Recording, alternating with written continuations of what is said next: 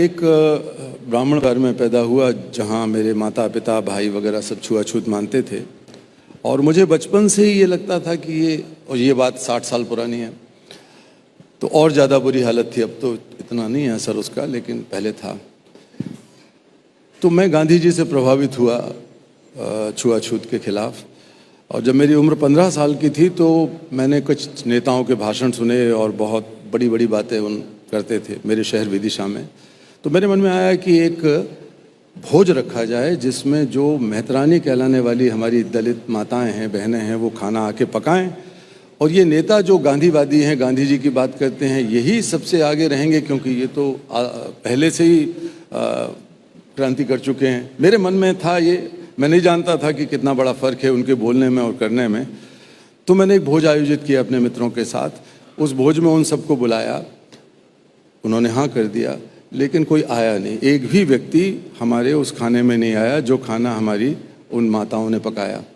बहुत दुख हुआ मुझे। गांधी जी की एक नए पार्क के सामने हमने एक बैठ के ये रखा था। मैं गांधी जी की मूर्ति के बगल में खड़ा था और मैं सोच रहा था कि कितना मजाक, कितना भद्दा मजाक है।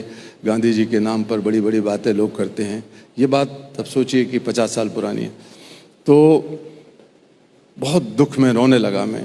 तभी मेरे, और खिचड़ी बनी हुई रखी थी, बनाई हुई, तभी एक माँ ने, जिसको लोग अछूत समझते थे, मेरे पीठ पर हाथ रख के कहा, बेटा तू क्यों रोकता है? तूने तो जो कर दिया वो हम सोच भी नहीं सकते, किसी ने किया नहीं, ये सब बातें करते हैं लोग, खाना खा बेटा। तो मैंने खाना उठा के खाया। घर आया तो पंडितों ने और सब लोग हमारे बैठे हुए थे, रिश्तेदार, जान पहचान के लोग, कहा कि इसको अब परिवार को देश जाति निकाला दे दो, या इनको जाना पड़ेगा हरिद्वार, वहाँ पर मुंडन करा के और गंगा स्नान और 101 ब्राह्मणों का भोज। तो मैं और फ्यूरियस हो उठा, मुझे बहुत और गुस्सा आ गया। मैंने कहा मैं ये नहीं करूँगा, चाहे घर छोड़ दूँ। तो अंत में फैसला हुआ कि इस लड़के को एक अलग कमरा दे दो और ये अछूत की तरह रहेगा। तो मैं कई वर्षों तक वहाँ रहा, एक कमरे में अलग से। और मेरी माँ रोती थी जब वो बाहर से मुझे अंदर खाना डालती थी या पानी भेजती थी। लेकिन मैंने भी बहुत कठोरता से अपने दिल को मजबूत किया।